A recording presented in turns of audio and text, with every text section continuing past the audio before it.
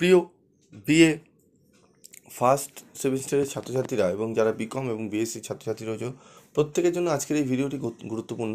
কারণ আজকের এই ভিডিওতে আমি তোমাদের পরিবেশবিদ্যা, তোমাদের যে কম্পালসারি পেপার পরিবেশবিদ্যা এনভায়রনমেন্টাল স্টাডিজ, সেই সাবজেক্ট থেকে অত্যন্ত গুরুত্বপূর্ণ 25টি আমি তোমাদের 25টির কাছাকাছি আমি তোমাদের 2 নম্বরের প্রশ্ন এবং উত্তর নিয়ে আলোচনা করব।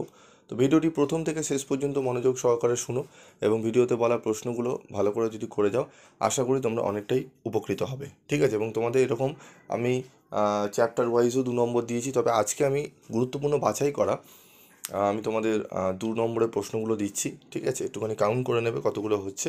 তবে বেশ কিছু প্রশ্নই আছে এখানে, ভালো ভালো ইম্পর্টেন্ট প্রশ্ন এবং সাথে উত্তর, ঠিক আছে? তো চলো দেখে নিয়ে কথা না বাড়ি ইম্পর্টেন্ট 2 মার্কস কোশ্চেন। প্রথম প্রশ্ন হচ্ছে, পরজীবী কাকে বলে? একটি উদাহরণ দাও। পরজীবী হলো সেই জীব যা অন্য জীবের দেহ থেকে খাদ্য সংগ্রহ করে এবং তার উপর নির্ভরশীল থাকে। যে উদাহরণ পিতাকৃমি, যা মানুষের অন্তে বাস করে এবং পুষ্টি গ্রহণ করে। অগ্রগামী প্রজাতি কাকে বলে? একটি উদাহরণ দাও। অগ্রগামী প্রজাতি হলো সেই প্রজাতি যারা প্রথমে কোনো অনুকূল পরিবেশে বা বিরাম বনভূমিতে বসবাস শুরু করে এবং যেখানে বাস্তুতন্ত্রের বিকাশে সাহায্য করে। উদাহরণ লাইকেন, যা শিলা বা বিরাম ভূমিতে প্রথম গজিয়ে ওঠে এবং মৃত্তিকা গঠনে সাহায্য করে। ভারতবর্ষের যে কোনো দুটি জীব বৈচিত্র্য বা হটস্পটের নাম লেখো, ঠিক আছে? Himalaya hotspot, Paschimbanga hotspot. ভারতবর্ষের যে কোনো দুটি এন্ডেমিক প্রজাতির নাম লেখো। একশৃঙ্গ গন্ডার, ভারতীয় চিতাবাঘ, এশিয়ান সিংহ। ভারতবর্ষ ব্যতীত দুটি মেগা ডাইভার্সিটি দেশের নাম লেখো। ব্রাজিল, অস্ট্রেলিয়া, দক্ষিণ আফ্রিকা। এগুলো দেখে নেবে। তারপর দেখো প্রশ্ন, সুস্থিত উন্নয়নের যে কোনো দুটি উদ্দেশ্য লেখো। সর্বত্র সব ধরনের দারিদ্র্যের অবসান ও পরিবেশ রক্ষা। 3 সুস্বাস্থ্য ও কল্যাণ চিহ্নিত করো। খাদ্য শৃঙ্খল ও খাদ্য জালকের মধ্যে পার্থক্য লেখো। খাদ্য শৃঙ্খলে শক্তির প্রবাহ একদিক থেকে অন্যদিকে প্রবাহিত হয়। খাদ্য জালকের শক্তির প্রভাব বিভিন্ন দিক থেকে প্রসারিত হতে পারে বা প্রভাবিত হয়। জন্মহার ও মৃত্যুহারের একটি পার্থক্য লেখো।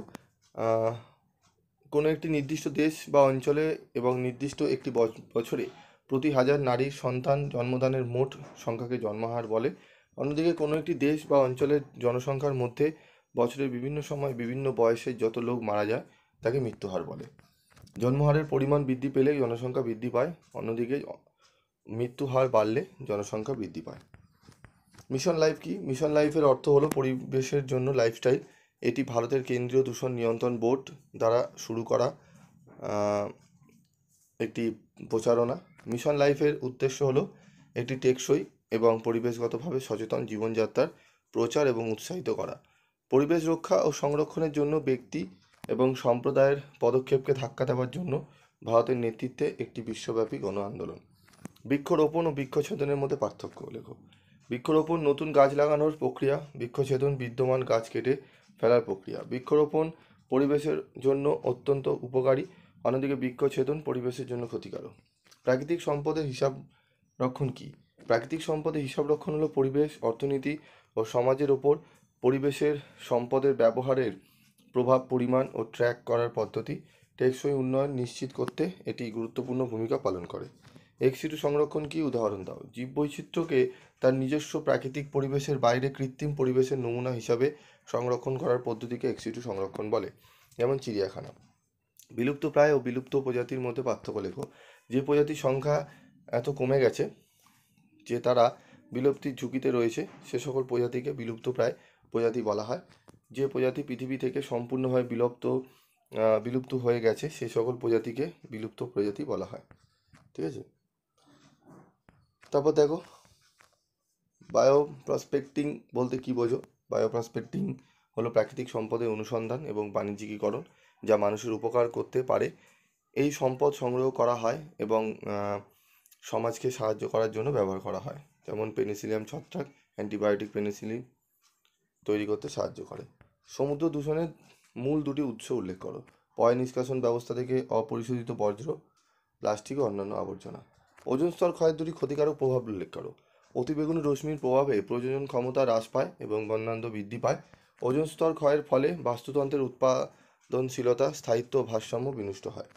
কঠিন বজ্র ব্যবস্থাপনায় উৎস পৃথকীকরণের প্রয়োজনীয়তা কী? কঠিন বর্জ্য ব্যবস্থাপনায় উৎস পৃথকীকরণ একটি গুরুত্বপূর্ণ পদক্ষেপ, যা পরিবেশের ওপর এর প্রভাব কমাতে এবং টেকসই বর্জ্য ব্যবস্থা গড়ে তোলার জন্য অপরিহার্য। ওকে, এই প্রশ্নগুলো খুব ভালো করে তোমাদের করতে হবে। এই প্রশ্নগুলো তোমরা দেখে নিও এবং উত্তরগুলো তোমরা খাতায় নোট করে নিও, ঠিক আছে? কারণ এই প্রশ্নগুলো থেকে বহু প্রশ্ন তোমরা প্রশ্নপত্রে কমন পাবে এবং তোমরা এই উত্তরগুলো লিখলে তোমরা 2 মার্কস, 2 নম্বর কিন্তু তুলে নিতে পারবে এবং খুবই সরল ভাষায় লেখা রয়েছে। এবং 5 নম্বরের প্রশ্নেরও বেশ কিছু উত্তর নিয়ে আমি হাজির হব এবং আগেও আমি দিয়েছি। তোমরা যদি পিবি স্টাডি ক্লাস চ্যানেলটি ফলো রাখো এবং সাবস্ক্রাইব করে রাখো, তোমরা কিন্তু অনেক অনেক প্রশ্নের অ্যান্সার তোমরা কিন্তু পাবে। এবং তোমাদের জন্য স্টাডি মেটেরিয়ালও তৈরি করা রয়েছে, যদি সংগ্রহ করতে চাও তাহলে সংগ্রহ করতে পারো 7278981430 এই নাম্বারে। আজকের মতো এটুকুই, দেখা হচ্ছে পরবর্তী ভিডিওতে। সকলে ভালো থাকবে, সুস্থ থাকবে।